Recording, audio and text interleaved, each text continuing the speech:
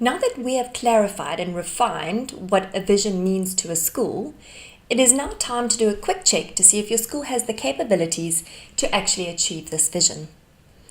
Effective environmental analysis can have a major impact on the strategic planning for a school. Now, an environmental analysis is an excellent tool to gain insight into your own school environment, and it provides insight on how others view your school. And a great way to do this is to hand out questionnaires to parents, learners, and teachers. The answers that you'll get back provides insight into their attitude to how others view your school, and possibly could point out areas for improvement and celebrate areas that your school excels in. So please feel free to download and use the sample questionnaires from this module, which were taken from the education department. The next type of environmental analysis to do is a SWOT analysis. And this is where you look at your internal strengths and weaknesses of your school, as well as the external opportunities and threats. Now, generally speaking, your strengths are what your school is good at. What skills or attributes do they have already? Because the idea here is to identify these and expand on them. Now, your weaknesses are what your school is not good at. Areas that possibly need improvement. What has your school failed at the past? You want to identify these so that you can look for solutions for them and you can try and solve and work out these weaknesses. So, strengths and weaknesses are internal to the school, and you can change them over time, not without some hard work, but it is possible to change.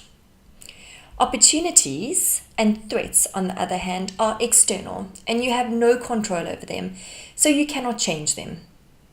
The environment that you work in will present both opportunities for the school to grow and develop, as well as threats that may prove to risk the sustainability and growth of a school. Here, we're going to quickly look at some possible answers to a SWOT analysis. So a strength could be that your school has a clear vision and goal. It is child-focused, and your teachers and the school promote professional development. They want to learn more. And the school has developed a very good relationship between the school and the parents. A weakness the school might encounter is possibly poor internet connectivity. Absenteeism of learners might be a big problem. Meeting deadlines. Maybe teachers are tardy and don't often meet the deadlines when needed. There may be some unmotivated teachers, which are holding others back. And learners might suffer from a poor self-management skills. So you want to identify these weaknesses so that you can put possible solutions in place to try and rectify these. Opportunities could be that you are encouraged to involve the community more. There's more leadership opportunities, network and sharing ideas, and again, professional development. And threats, limited funding, Wi-Fi availability, parental involvement too much versus too little, and possibly learners' dependence on technology. Now remember, opportunities and threats, we do not have too much control over. It happens in the external environment that the school functions in, and we need to be aware of these because they can impact the strategic plan of a school trying to achieve its vision. As mentioned earlier, SWOT analysis is an extremely insightful tool, but it needs to be done properly. First of all, don't try to disguise your weaknesses. You need to identify these so that you can put solutions in place. Don't just list your errors and mistakes. You need to try and identify why they were made or what led to these mistakes or errors being made. Again, you want to try and prevent this from happening again. Next, don't lose sight of external influences and trends. So often we get caught up in our own school environment that we forget to watch what's going on around us. It's always important to keep our finger on the pulse.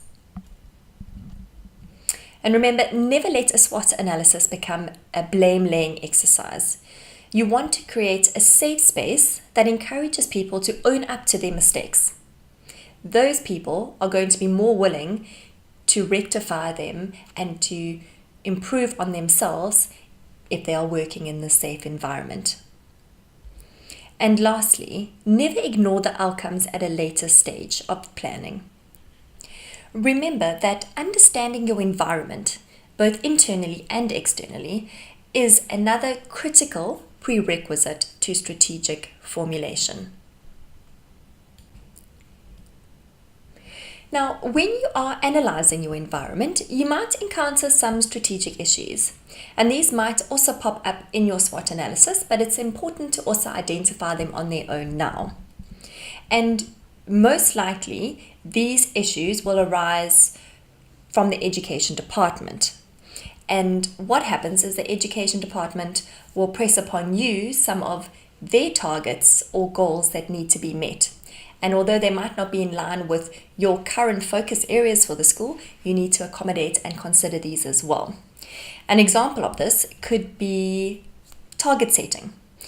The department possibly would want more learners to choose maths over science in high school. And for you, your goal or focus area might have been on literacy for the next strategic process. But in order to meet these department targets, you will then need to include and make accommodations and adjustments for the education department.